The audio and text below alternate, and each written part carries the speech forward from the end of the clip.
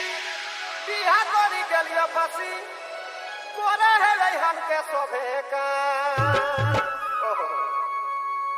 बहुटी कर पढ़ा बेसी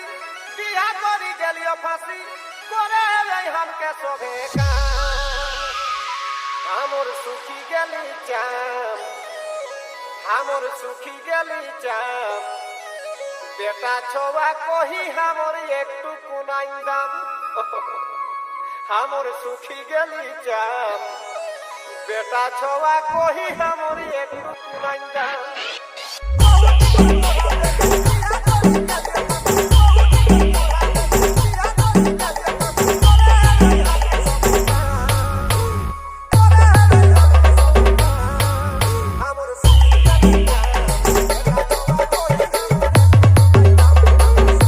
DJ सोनू एगो हर मुख बूढ़ा बोरे बिहा देला ये सोनगार 3 मास कर खाएगा ना एको एगो हर मुख बूढ़ा बोरे बिहा देला ये सोनगार 3 मास कर खाएगा ना एको हमर आँखी बोहेलो ईटा बोहे जायो दीदी चिमनी बाटा को हमर आँखी बोहेलो ईटा बोहे जायो दीदी चिमनी बाटा को एगो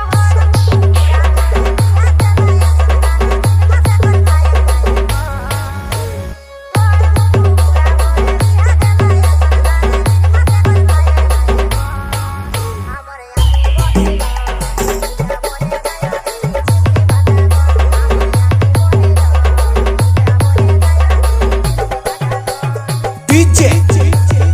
Sonu Mahanto official DJ Sonu Mahanto official किना कोही देबन यार आइली जखन हमर घर अच्छा किना कोही देबन यार आइली जखन हमर घर उठा झलकी गोमाई हे सिगहार बासुतनी किना कोही देबन यार आइली जखन हमर घर उठा झलकी गोमाई हे सिगहार एक बार टिक टिक गो हमर घरे बसी खाई के कब गो हमर घरे बसी खाई के एसन मोटाई गेली এখন গোমা হেগনি ঘাড়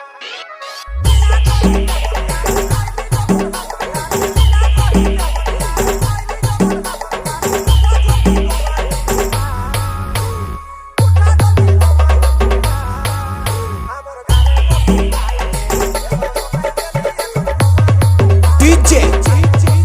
सोनू एगो दिने राते हमार भात सर्दी का सिंधु खाएगा माज मांस देखा है वे भात एगो दिने राते हमार भात सर्दी का सिंधु खाएगा माज मांस देखा है वे भात एकर धारे खावा देखी एकर धारे खावा देखी सिरिग सड़क तियन दीदी नाई कोनो सोवात एकर धारे के खावा देखी सिरिग सड़क तियन दीदी नाई कोनो सोवात एगो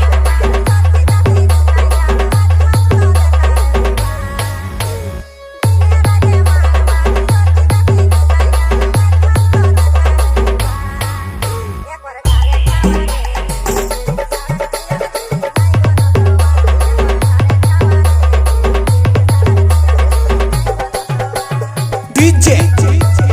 सोनू महंतो ऑफिशियल